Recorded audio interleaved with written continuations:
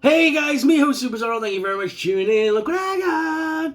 It is the Leatherface from the Texas Chainsaw Massacre as a part of the 112 Collective by Mezco Toyz.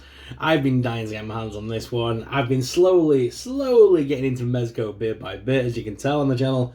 And I've been waiting for a new updated Leatherface for some time, and this one comes with tons of awesome accessories.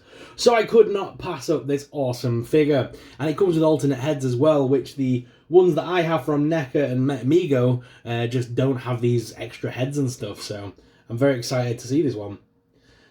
So, without further ado, guys, let's jump in and unbox this bad boy and take a closer look at Leatherface. Okay, let's do this. Here we go! What's your favorite scary movie? Oh. Okay, so we got two layers. Oh, something lights up because we got batteries. Ooh. And we got another layer. Wow, we got... Is it? Oh, no, that's two layers. Sorry, two layers. I thought we had 3 layers of stuff then. So we got number 1 here. And then sleeve number 2 here with batteries. So something lights up somewhere. Oh, is it the chainsaw? I think the chainsaw makes noise. Oh my god. Okay. Oh, the figure looks beautiful. The figure, all cloth design. He's got proper clothes and everything. This is such a nice looking fig. Wow. We'll go down to desk cam and we'll take a closer look at him in just a few moments, so stay tuned. You will see him up close and personal. And we've got all these bits with him as well. We've got 2 alternate portraits as well to try. I think I know which one I'm going to be going for though. We've got the classic one, then you've got sort of like the bigger, fatter faced version, but then we get this one. Now, because I've got these 2 in my collection, which I'll show them side by side with this guy in a bit, I've got other 2 in my collection. I'm going to go with this face to give him a slightly different face to the other leather faces that I have on display. And we've got a bucket of blood. And then, of course, we've got the chainsaw, which has got a nice metal feel to it. This is very nice. There's a little button there, so we need to open this up to put the batteries in somehow, so we'll have a look at that in just a few minutes. See how that works. I feel it's going to be that side panel there, it's going to pop off. We'll take a look at the instructions. There's got to be some instructions somewhere. Oh, there they are.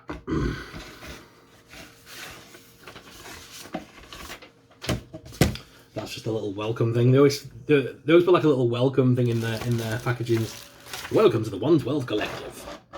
Then we've got blood splatters, we've got hammers, we've got knives, we've got extra hands, and all that cool stuff. So let me just pull all this to the front here. Awesome. Okay. Just pop all these little bits of plastic into there. And then I can pop the lid back on. Pop the box back together. There we go. Then we've got the second string here, which has got the different aprons and things for him. But it also has the display base and other cool stuff on here. So let's get this open. You guys can't really see what I'm doing, can you? Let me go ahead and jump ahead of time so you guys can see exactly what I'm doing. Alright guys, so now everything's out of the packaging, so here we are. Here is Leatherface, and he does stand pretty well on his own, which is awesome. Now, we're going to take a look at that chainsaw first of all, so just moving Leatherface to the side for now. Here is the little instruction, so apparently we're just going to pull away gently on the actual tool piece, which then should reveal the battery compartment. Also, you got the little small button on the side. And we can add blood affects to make it look like the chainsaw's ripping through people, which is very cool. Nothing on the other side.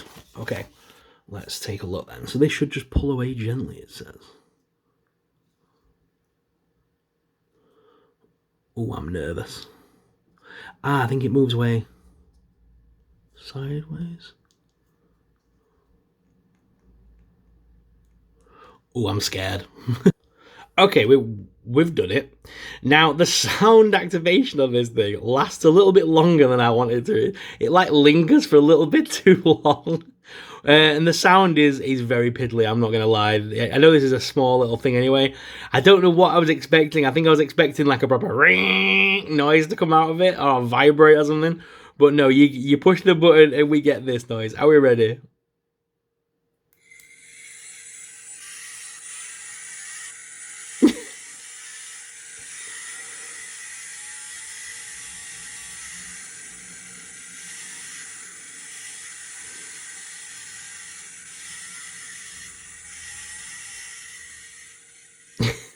And it lingers for just a second too long for me, but yeah, it's fun. It's a little novelty bit. I don't think I would ever use that personally, but it's there if you want it. But it just imagine someone comes around to your house and you're like, "Oh, you push the chainsaw," and it's the most unthreatening noise on the planet. But anyway, it's cool on the way. I'm not dissing this by any means. It just made me laugh. I don't know what I was expecting. Back to Leatherface himself then. So the figure itself is beautiful, and I'm loving the fact that he's all cloth. I love that about the Mezco figures. I think that just lends itself well, especially to characters like Leatherface, which are predominantly characters, that you want the cloth for. Even NECA, obviously, it went as far as to give us a lot of cloth on theirs. They gave us the big leather apron. So this is the Mezco 112 version at the side of the NECA version. So there's quite a bit of difference, and there's going to be even more difference when we go ahead and shove the NECA retro cloth version, oh god, at the other side.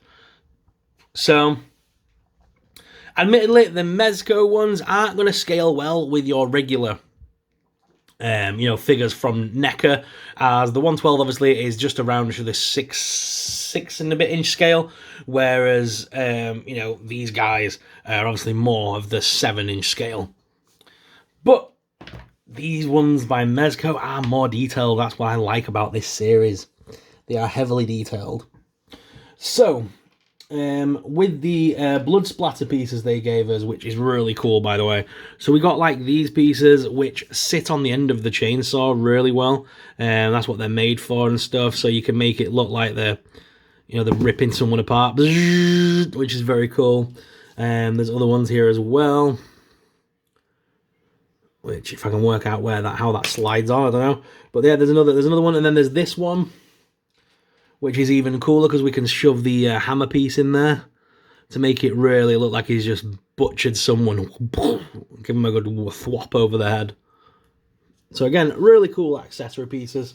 I really like those. The alternate face sculpts on this, let me just pull the accessories away for a second. The alternate head sculpts are also very nice portraits. Now, because, like I said, I've already got this version here, it feels like. I feel like I've already got that version pretty much represented in my collection. So what I want to do is, I want to go ahead and pull this head off, and I'm going to use this one. Which reminds me more of the end of the film, isn't it, when he's chasing after them. And also in the end of the film, he's also wearing his jacket, which they do include, which is awesome. So we do have a little bag here of cloth accessories.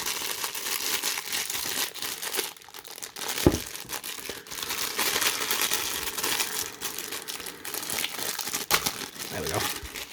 So we do have a proper little bag of all the cloth accessories, which is nice. So we've got the blue jacket. Don't need silica. We've got the leather apron, which again, I'm not going to be using with this one because I've got two already using that. And then we've got the sort of like kitchen apron as well. Very nice. I'm going to go ahead and add the jacket to the figure.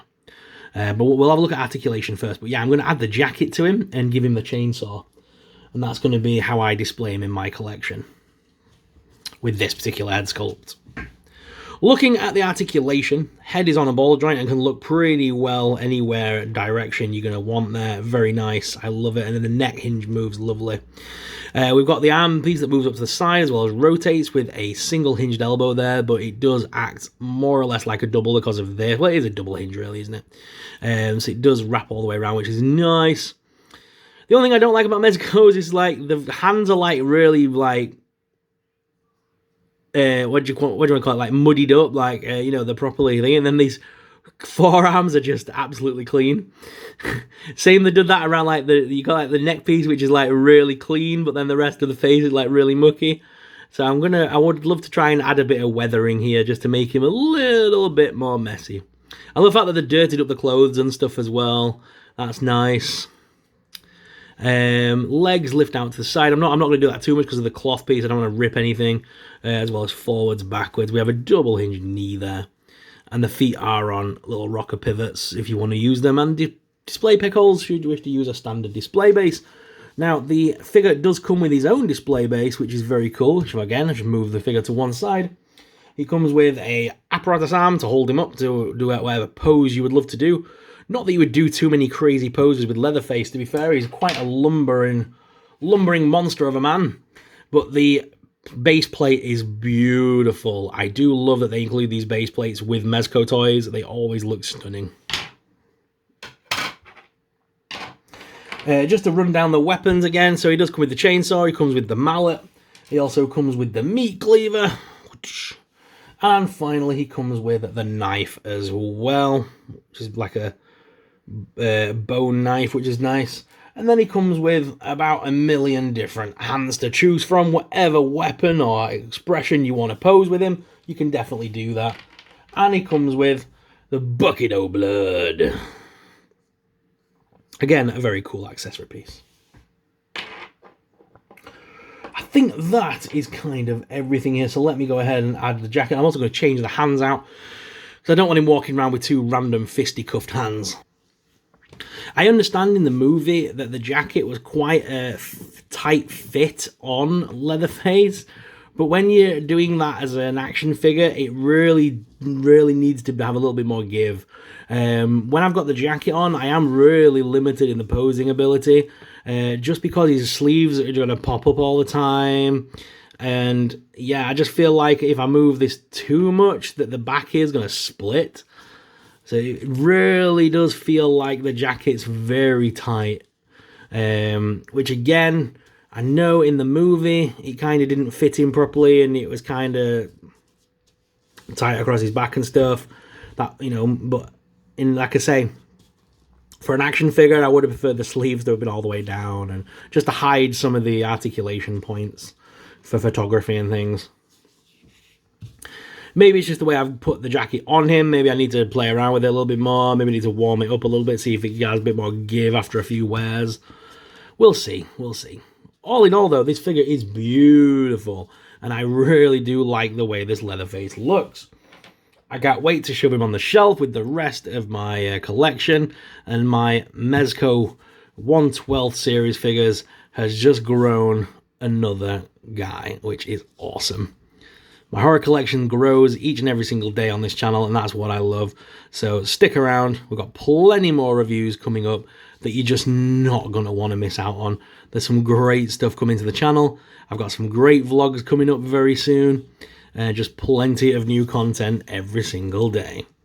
So guys, thank you very much for watching. As always, I'm your host, SuperSorrell, and I'll see you in the next video. But until then, keep it creep. Bye!